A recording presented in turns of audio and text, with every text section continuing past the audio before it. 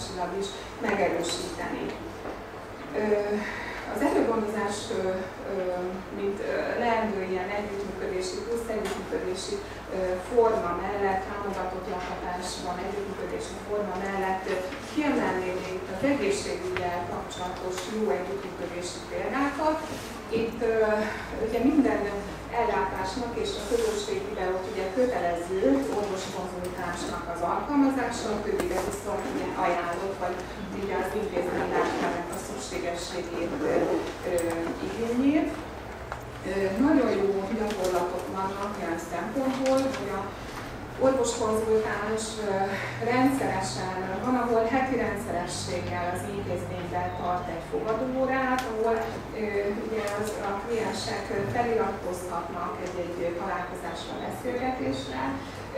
Nagyon jó ilyen pszichoedukációs tapasztalatok is vannak, nagyon jó delegálási, tehát ilyen kölcsönös delegálási együttműködési tapasztalatok. Van olyan szolgáltató, ahol lehetősége van arra, hogy a szakrendelőben, tehát nem csak kifejezetten a pszichiátri vagy addiktológiai szakgondozóban, hanem mondjuk, hogy ez egy nagyobb ilyen rendelő intézetben működik, akkor ott neki van egy külön kis asztala, külön kis tanyja, ahol előre egyeztetett időpontban ott vannak, és nem csak kifejezetten a szakrendelőbe érkező betegekkel, hanem egyéb érdeklődőkkel is, kvázi lehet, hogy csak családtagokkal is, de kontaktust tudnak kialakítani. És az előbb ugye elhangozott itt az Ági részéről ugye az, hogy közösségi munka, meg közösségfejlesztés, nekem is ez bennem, a véremben csordogál ez a tevékenység, tehát minden lehetőséget meg kell ragadni, és úgy is én gondolom, hogy egy olyan szintér is van lehetőség, aminek a alkalmazására csak ösztönözni tudok mindenki. Nézem, hogy jó. A közösségi önszerveződéshez még csatlakozva az ellátói önkormányzatok és érdekképviseleti fórumról ejtenék egy pár gondolatot. Ugye már nem kötelező kvázi itt a szolgáltatásokban sem ezeknek a működtetése, meg szakosított intézményekben én azt tapasztalom, ugye, hogy a érdekképviseleti fórumnak hát úgy ki van pipálva, vannak nagyon jó gyakorlatok, tehát ahol tényleg ezzel a közösségi szemlélettel, közösségi munka szemlélettel működik, és én úgy látom, hogy talán ez az irány, ami felé lehetne ösztönözni a szakmát, mert ennek talán van értelme. És itt én egyéb rendezvényeken is így Ágival szoktam így példálozni, hiszen ugye itt működik egy egyesület, ami egy nagyon jó példája annak, hogy lehet egy ilyen formát is önthet az embereknek az együttműködése, hogy a mindennapi szolgáltatói működést segíti, tehát létrehoznak már egy önálló szervezetet. Alapszolgáltatásban, ha nem is az érdekképviseleti fórum, amire nekünk tapasztalatunk van, egy ilyen 3 éves ilyen közösségi munka eredményeképpen jött létre az egyik intézményünkben egy ellátói önkormányzat, tehát egy ilyen alulról szerveződő közösség, és működik, és most kezdi már hozni az eredményeket, vagy a gyümölcsöket, és most életre hívtak egy alkoholista ellenes klubegyesületet, és azt kezdik működtetni, ami hát évekig nem működött, ilyen alvó állapotban volt. Tehát egy nagyon szép eredménye és nagyon, nagyon hasznos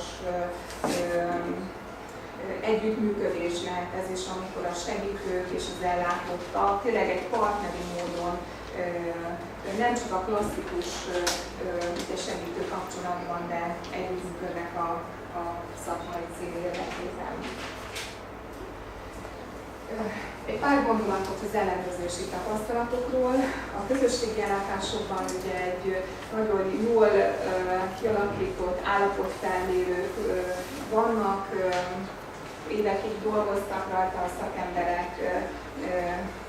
Az, hogy most mi a kötelező, meg mi a nem kötelező, ugye 2008-ban nagyon sok volt a kötelező, most ez radikálisan csökken.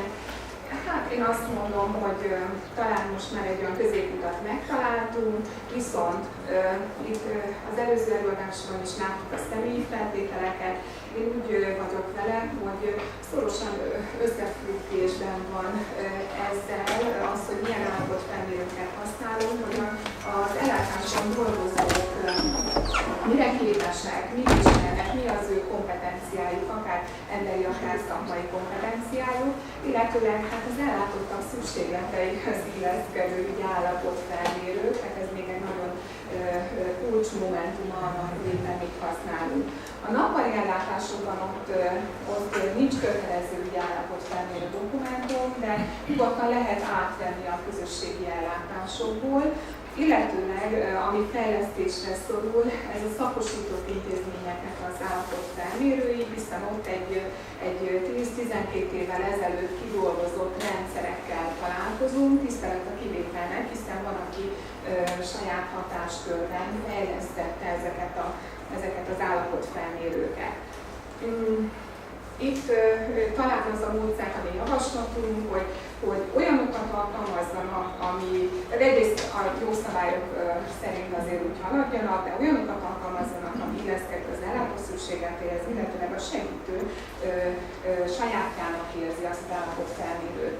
Van olyan ellátás, ahol minimális szinten töltik ki és alkalmazzák a kötelező dokumentációt, és inkább sima lapokra írnak különböző interjúkat, beszélgetés vázlatokat, mert éppen a segítőnek olyan az attitűdje, vagy olyan a karaktere. Ez is elfogadható, de nem mindenhol, nehezebben ellenőrizhető, de nem mindenhol. Tehát az emberek átlaga és a segítők átlaga is inkább az előre kiadott nyomtatványok kitöltése felé hajlik. De mind a két gyakorlat így elfogadható.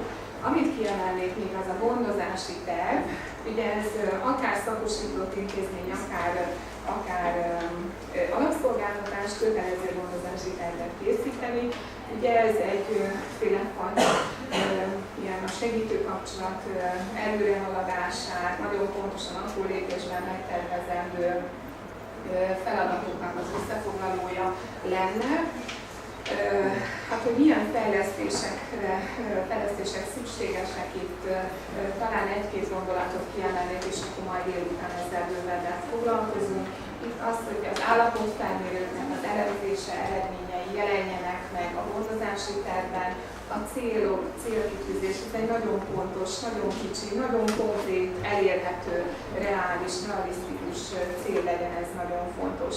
Készségfejlesztés, az pedig itt is láttuk az előző diákon, hogy nagyon sokféle, akár csoport, akár tréning, akár egyéni készségfejlesztés van. Nagyon pontosan meg kell határozni, hogy milyen készséget akarok én fejleszteni, mennyi idő alatt, és ugye ne csak én akarjam, mint segítő, hanem ugye a kliens, valamint a hozzátartozója is lehetőleg, hogyha van egy működő hozzátartozó.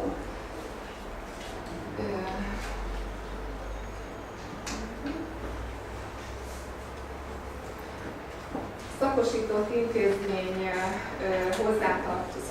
intézményben hozzátartozókkal végzett munkát szeretnénk még kiemelni, és egy picit itt a korlátozó intézkedéssel való összefüggését. Múltkor éppen volt egy ilyen esetünk, ahol egy 2 évvel ezelőtt, amikor ott voltam ellenőrizni, egy fiatalember, szkizofrén fiatalember folyamatos korlátozó intézkedésnek volt alávéve. Most viszont már a folyosón mosolyogva találkoztam vele. Mi történt az idő alatt? Hát kiderítette a tím, hogy ő az édesapjának az alkoholfogyasztására és az verbális agresszióra reagál egy ilyen nagyon felfokozott viselkedéssel, és emiatt volt szüksége a korlátozásra. Elkezdtek a hozzátartozókkal is, tehát anyukával, apukával foglalkozni, És ami viszont még ott is egy ötcenős, hogy az alapszolgáltatóval való együttműködés. Tehát jó lenne, hogyha lenne olyan, meg van is, csak arra fele kellene motiválni az apukát, meg anyukát, vagy férfeleséget, hogy igénybe vegyék az alapszolgáltatóknak, akár alacsony küszöb, akár közösségének a különböző szolgáltatásait, azért, hogy egy viszonylagos, tehát egy kezelhető ilyen agresszióval, vagy érzelmi állapottal érkezzenek a fiúnak a látogatására, hogy hetente 2-szer látogatják a fiatal embert, és már előtte való napokban ugye egy nagyon felfokozott hideg állapotban van. Erre viszont ugye vannak a különböző adattárak, címlisták, tehát ne legyen az akadály, hogy nem tudom azt, hogy a ellátási területen hol működik, vagy kiműködtet ilyen szolgáltatás. Az integrált csoportok működtetése a nappali ellátásokban, közösségi ellátásokban, erről mondanék egy gondolatot. Lehet, hogy a pénzhiány, lehet, hogy az egyszerűség miatt, de egyre több helyen tapasztaljuk azt, hogy összecsapják a különböző csoportokat. Per pillanat még az álláspontja az NRSZ-nak, hogyha nem a létszámhiányt próbálják így kompenzálni az intézmények, hanem teljesítve vannak a terápiát célok elvek, akkor működjön. Én nem tartom szerencsésnek, tehát egyszer-egyszer persze legyen integrált közösségi program, de azért nagyon más sok az egyes ellátotti célcsoportban tartozó embereknek így a szükségletei. De úgy gondolom, hogy ma délután, hogyha van ezzel kapcsolatosan kérdés, akkor erről is beszélhetünk. A vállalkozókkal való együttműködésről ejtenék még egy-két szót, hiszen vannak olyan nappali intézmények, illetőleg a szakosított intézmények mindegyikében működik foglalkoztatás, ez a szociális intézményen belüli foglalkoztatás, ahol ugye az a cél szándék, hogy egy piacképes termékeket állítsanak elő. Nagyon fontosnak tartom, hogy minél több vállalkozóval, és hát minél történne együttműködés, és minél piacképesebb termékek készüljenek. Természetesen nem az illető ember egészségének a rovására. Ugye itt is ugye mi már 2010 óta dolgozunk azon, hogy itt szentesen egy ilyen foglalkoztatási szakmai napot összehívjunk, de nem véletlenül nem sikerül. Tehát elképesztő erők mozognak a foglalkoztatásban pro és kontra, hogy milyen szakmai elvek érvényesüljenek. Ugye a piaci érdek ütközik a terápiás céllal és szándékkal, tehát ez van a két oldalon. Jó. Hoztunk egy színjátszó fesztiválról tájékoztató anyagot, mint jó gyakorlat, tehát akár a szentesi csoportot, akár egy intézménynek a színjátszó csoportját, ahol működik, várjuk erre a nagy színpados, meg színházi megmérettetésre, ahol pedig még nem működik, és szeretnénk ilyen, ez a szocioterápiás foglalkozásoknak ugye egy típusa, délután lesz lehetőségünk ezügyben is konzultálni. Áginé kiemelte itt a kiállítást, amit megvalósult Szentesen. Minden intézményben születnek kézműves termékek, tehát vizuálisan kiállítható tárgyak. Én mindenkit ösztönzök arra, hogy próbáljon összeszedni 30-40-50 ilyen kis terméket vagy tárgyat, és induljon el vele kapcsolatépítés miatt, és nem csak a szakmán belüli intézményekben lehet vinni és kiállítani, hanem úgy az egészségügyi intézményekben, vagy kulturális, ifjúsági intézményekben, akár polgármesteri hivatalokban, ahol ugye előfordulnak azok a politikusok, döntéshozók, akik ugye például a mi finanszírozásukról is döntenek. És azt Addig nagyon szépen köszönöm a figyelmet, és akkor délután, hogyha majd lesz kérdés, akkor majd megvitatjuk. Előadottunk így is, hogy nem tudok róla, hogy beszélnünk kellene. De szeretném kérdezni, hogy legyen most szünet, hogy menjünk tovább az előadások. Legyen szünet, akkor 4 óra múlva találkozunk. Köszönöm, hogy ennyien megfigyelnek a figyelmükkel.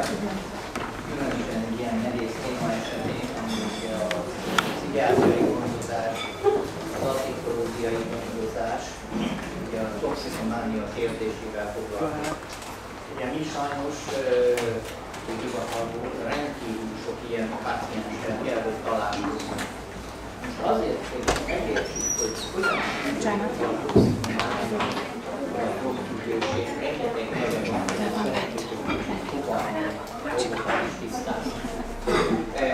A toxikománia, vagy drogfüggőség egy periódikus vagy krónikus, az egyénre és a társadalomra ártalmas, az egyén ártalmasan az egyén mérgezettségű állapotnak, amelyet valamilyen természetes vagy mesterséges drog ismételt fogyasztása idézhet.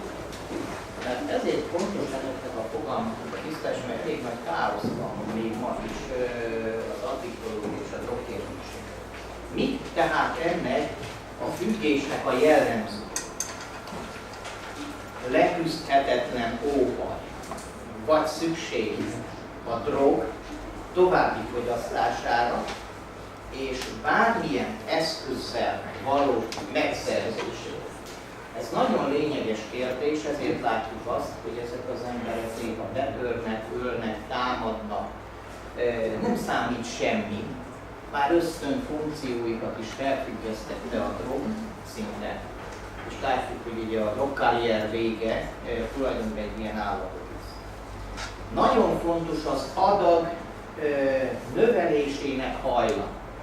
Tehát ha egyszer az egyén függővé válik, a mennyiséget fogod, ugye különösen jól látjuk, ez gyógyszerek, alkohol vagy egyéb anyagok esetében.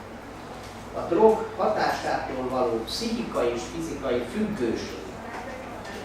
Ez lesz tulajdonképpen a legfontosabb kritérium. Nézzük meg, hogy hogy lesz egy drogból kábítószer, mert a drog ugye abból kifejezésben az gyógyszert is jelent, vegyületet is jelent, kémiai anyagot is jelent, de ez nem azonos a kábítószerrel.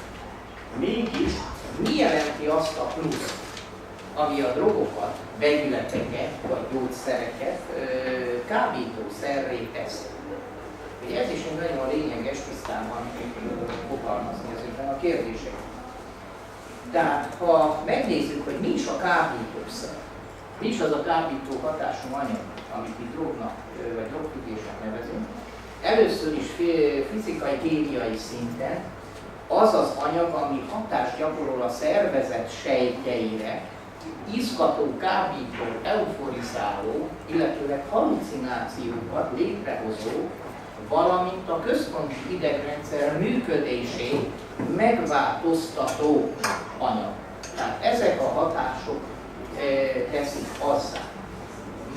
Második szinten komplex biológiai, pszichológiai és társadalmi hatást gyakorol az egyén magatartására.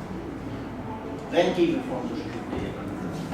Ugye ezek a kritériumok nélkül igazából nem tudjuk besorolni a drogfüggőket.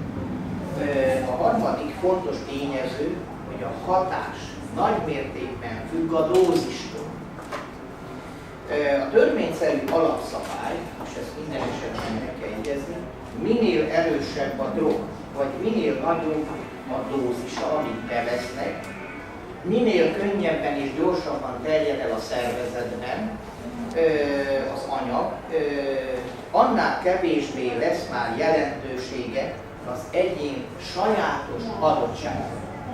Mit jelent ez? azt jelenti, hogy egyénfüggő a kérdés. Hogy nem vagyunk azonos személytípusok, alkatra sem, személyiségre sem. Minden egyes személyiségre másként foghatni a dolgot. Ugye ugyanez alkoholnál, van, aki egy litert vidáman függőrészen sétál az utcán, másik megiszik fél litert, azt már korkol a szállót. Ugye? Tehát egyénfüggők, ugye az egyéni anyagcsere alkatnak a függvénye tulajdonképpen ez a kérdés. Tehát, hogy kinek mi a sok, az nagyon variábilis ebben a kérdésben. Attól még lehet, az mind a kettő lehet függő. Tehát ezért ezeket nagyon fontos tisztázni.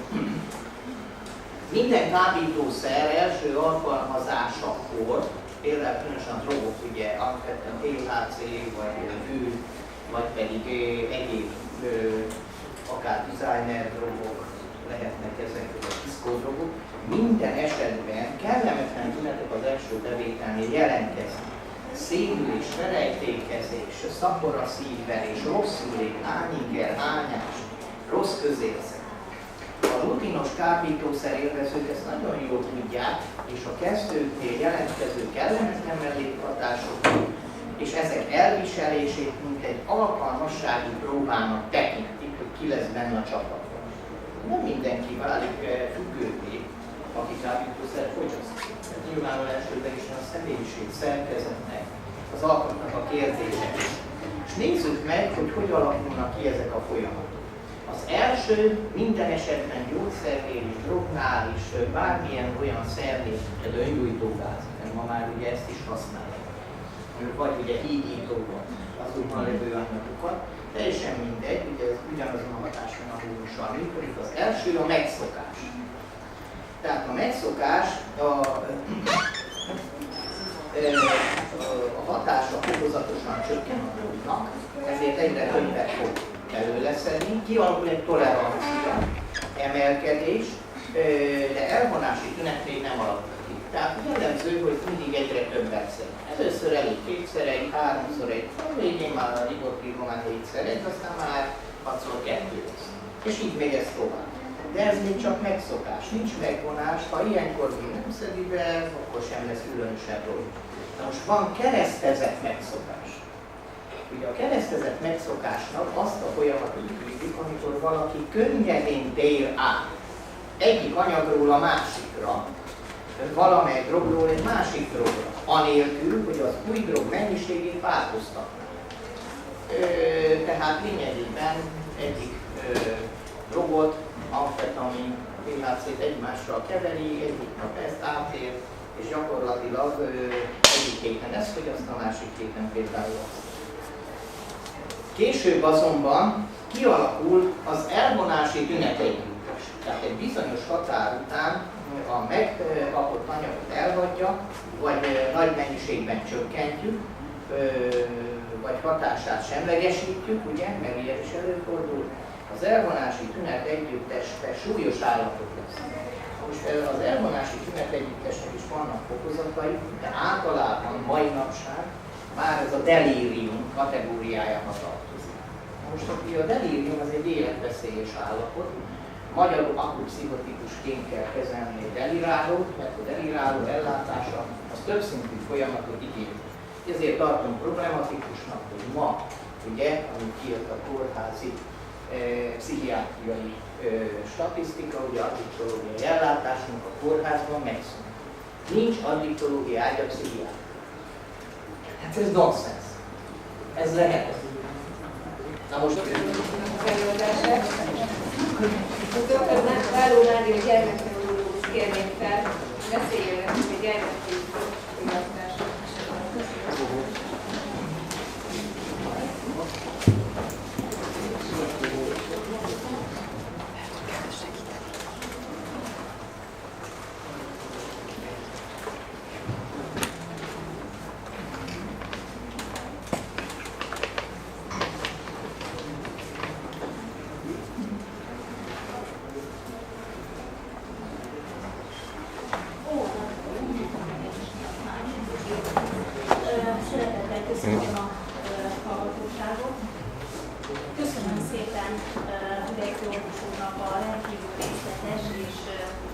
és kimerítő előadást.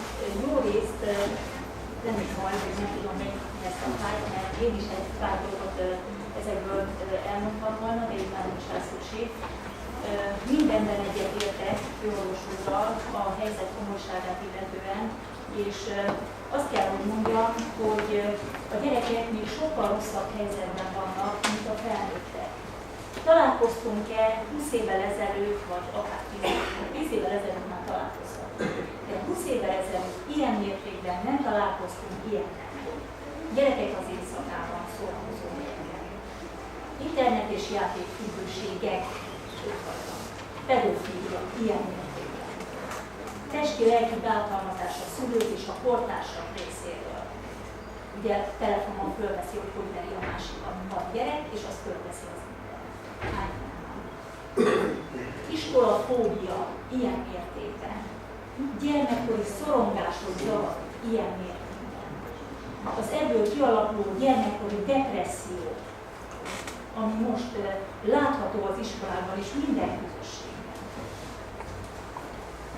És hát a gyermekkorban induló drogfogyasztás, a gyermekbűnözés, ami miatt már törvényt fognak módosítani, vagy már meg is történt, én ezt nem követtem ennyire nyomon. Az, hogy a gyerekeknek van egy ingerkereső magatartása, én 28 éve vagyok gyermekorvos, 20 évig dolgoztam a Szentesi Kórház gyermekosztályán, ügyeleti ellátást is végeztem, és természetesen szembesültem az alkoholfogyasztó fiatalokkal, akik bekerültek általában péntek délutánként a pénteki ügyeletbe. Hát most nem ez van, mert ezek a gyerekek egyre fiatalabb életkorban hétköznap is ugyanúgy bekerülnek a gyermekügyeletbe, a nagy mennyiségű alkoholfogyasztását, és még ki tudja mitnek a fogyasztását követően. Szentesen több helyen is dolgozom, jelenleg ifjúsági orvos is vagyok, tehát az 5 szentesi középiskolát is ellátom, és a kollégiumot is. Azt kell tapasztalnom a középiskolai kollégiumban is, levő gyerekeknél is, és a középiskolában is, hogy a különféle drogok fogyasztása nem csak már a hétvégén, hanem a napközbeni, tehát a hétközbeni időszakban is egyre nagyobb mértékben előfordul, és sajnos sokszor tehetetlen az iskola is, és tehetetlen a egészségügyi ellátórendszer is. Reggelente szoktam tartani orvosi rendelést a kollégiumban, és bizony majdnem minden nap jelentkeznek csoportok, akiknek másnapossági tüneteik vannak, hányingerük van, szédülnek, nem érzik jól magukat, természetesen nem vallják be ezeket a dolgokat. Most én nem vagyok a drog ellátásban jártas szakember, ideggyógyászként 8 éve dolgozom, és az ideggyógyászati szakrendelés tapasztalataim azok, hogy előbb-utóbb megjelennek nálam azok a gyerekek, akár a család küldi, akár a házi orvos, vagy a pedagógiai szakszolgálat, vagy a gyógypedagógus, akiknek valamilyen pszichés problémájuk, illetve magatartási zavaruk lesz. Most azt tudjuk, hogy az ember fejlődése már a magzati korban, a pszichés fejlődése már a magzati korban megkezdődik, és neonatológus is vagyok, tehát újszülött ellátást is sokáig végeztem, koraszülött gondozást is végzek, és azt tapasztalom, hogy bár egyre kevesebb gyermek születik, a megszületett gyermekek biológiailag egyre betegebbek, nagyon sok krónikus betegséggel kell megküzdeni. És sajnos sok olyan idegrendszeri betegséggel is, amelyek később az egyén pszichológiai fejlődése során prédisponálják őket arra, hogy valamilyen pszichológiai, pszichiátriai betegségük kialakuljon. Hogyan tudnánk mi segíteni ezeknek a gyerekeknek? Mi a helyzet most például Csongrád-megyében, vagy Szentesen? Szentesen az a helyzet, hogyha van egy gyerek, akinek van valamilyen pszichológiai, pszichiátriai problémája, Ugye először elmegy a házi orvosához, vagy az elküldi a szakszolgálathoz, pszichológushoz, vagy elküldi a ideggyógyászhoz, pszichiáterhez, csak felnőtt pszichiáterhez tudja elküldeni, ugyanis gyermekpszichiátriai ellátás csak Szegeden van, úgy fekvőbeteg, mint járóbeteg ellátás. Az Országos Egészségbiztosítási Pénztár a pszichoterápiákat, amik a leginkább hatásosabb gyermekeknél, csak olyan helyeken finanszírozza, ahol fekvőbeteg háttér van, tehát kiesik minden olyan rész, ahol nincs. Tehát az egészségügyben például egy gyermekorvos, akinek van pszichoterápiás tapasztalata vagy képzettsége, az nem tudja ellátni az ellátórendszerben a gyermeket, mert az egészségbiztosítási pénztár nem finanszírozza. És hát mit tudunk csinálni? A gyerekek többsége marad a pedagógiai szakszolgálatoknál, ahol iszonyatosan túl vannak terhelve az ott dolgozó pszichológusok. Itt Szentesen szerencsére bővítették az álláslehetőt, tehát az állások számát, vannak iskolapszichológusok is, de a bekerülés egy pszichológiai ellátási folyamatban hónapokat vesz igénybe. Nyáron pedig nyári szünet van, mert ugye pedagógiai ellátás van. Itt van Anna Mária is, aki az SZTK-ban, tehát az egészségügyi ellátásban végzi a gyermekek pszichés ellátását. Ez az egy szerencsém, hogy ő még itt van, mert ő is tud segíteni ebben. Ha megnézzük, hogy milyen iszonyú sok tényező befolyásolja egy gyermek felnövekedésében azt, hogy egészséges szívében nően fel vagy nem, ennek jó részét már elmondta a főorvos úr, de szeretnék kiemelni azt a tényt, hogy ugye, ahogy megszületik a gyermek, először a családjában kell, hogy szocializálódjon. Amíg ott van az anyukájával, apukája, tesó. Na most ez ma Magyarországon rendkívül darba képet mutat, vannak hagyományos értelemben vett családok, vannak egyszülős családok, vannak olyan családok, ahol ugyan elváltak a szülők, de a gyermek mind a két szülőnél az új párkapcsolatban is jelen van, mint gyermek. Tehát ilyen szülői tehát ilyen kavalkádok vannak, rendkívül megnehezítve a gyermek alkalmazkodását a külső környezethez és a gyermek alkalmazkodását a családjához. Hát a négy fő nevelési attitűd, ugye a meleg korlátozó, a meleg elfogadó, a hideg korlátozó, hideg elfogadó közül egyetlen egy olyan van, ami biztosítani tudja a gyermeknek az egészséges pszichés fejlődését, ez a meleg korlátozó attitűd. Hány ilyen szülővel találkozunk? Nagyon kevésen. Vagy azt tapasztaljuk, hogy egyáltalán nem törődik a gyerekkel, vagy még ráadásul bántalmazza is testileg vele, vagy a másik, hogy mindent ráadott, ami emberileg elképzelhető, játék, mit tudom én, és ráadásul mindent rámegy a gyerekre. Na most ezek a gyerekek hogy fognak majd, ha így szocializálódik a család, hogy fog szocializálódni a másik közösségbe, az óvodába, iskolába? Ugye nyilván nem tudnak beilleszkedni, na most ezek is mind jönnek a pedagógiai szakszolgálathoz hozzá. És nagyon nehéz működni ebben. A másik hatalmas probléma az iskola. Azt tapasztalható, hogy egy olló szára kezd szétnőni. A gyerekek egyre nehezebben taníthatók, az iskolákban pedig egyre több és egyre nagyobb a követelmény. Hihetetlen.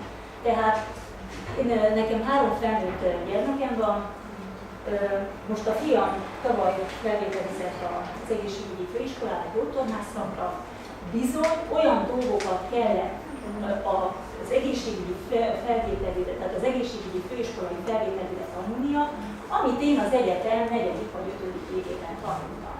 Hát normális ez? Normális az, hogy most például hallottam, hogy a mostani orvosegyetemben a biológiai felvételi olyan nehéz volt, hogy tehát valami viszont. Miért van erre szükség? Miért kell a gyerekeket agyon gyötörni olyan dolgokkal, amit majd megtanul később? Vagy egyáltalán nincs rá szükség. Gyerdi rendelésemben volt egy tanulási zavaros kisfiú, aki mindig hozzák a bizonyítványt, mutatják, megbeszéljük, és kérdeztem, hogy akkor most tudsz pihenni egy kicsit a nyáron. Teljesen maga alá esett, anyukája, apukája, aki vele volt szintén, és akkor összenéztek, hogy elmondják-e. Persze mondják el. 4 darab kötelező olvasmányt kaptak a nyárra, amiből a nyáron meg kell csinálniuk az olvasónaplót, és 7-ből menne a gyerek 8-ba, és a 4 kötelező olvasmány egyik a Rómeó és Júlia. Hát hol van itt az ész? A józanban az ész. Tehát ez elvégeztő. Növekszik a figyelemzavaros, a különböző iskolai részképesség zavarra küzdő gyerekek száma, és én úgy gondolom, hogy ebben nem csak a biológia, tehát a gyermekgenetikai